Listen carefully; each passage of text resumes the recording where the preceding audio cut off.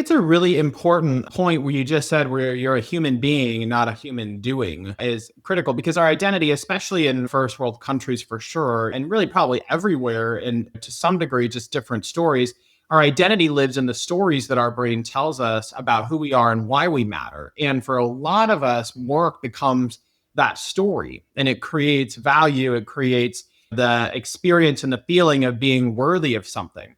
And when those stories are challenged is when we start to have a sense of identity crisis and what's happening and why it creates fear. But I think it's unlearning to some degree or creating new beliefs about ourselves that our identity is actually rooted in who you are as a human being. For those who, depending on what you might believe, your identity can be rooted in that, it can be rooted in your family. And so it's how do we begin to shift perspective so that way when our work gets challenged or something changes there, which inevitably it's going to, it's how can we so that doesn't our identity doesn't get affected by that change. It's because we know our identity isn't something else, which I think is the BrainWise tip from this, right? Or this particular conversation is we are more than what we actually do for a company or for ourselves for work.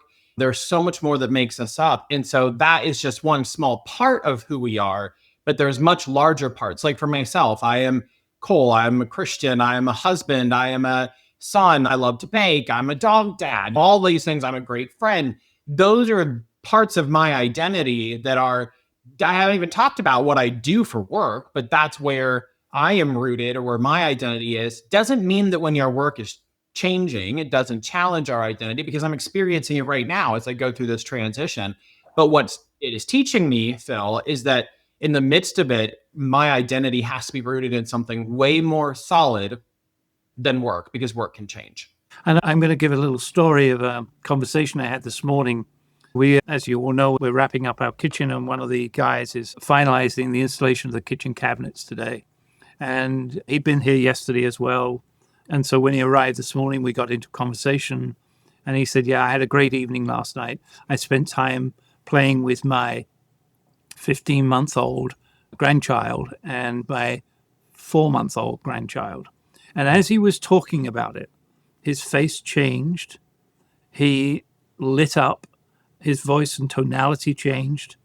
And that's his identity now. It isn't the guy who fixes when he puts the cabinets in place. It's a learning, growing grandfather. So that's so powerful. It was a lovely moment.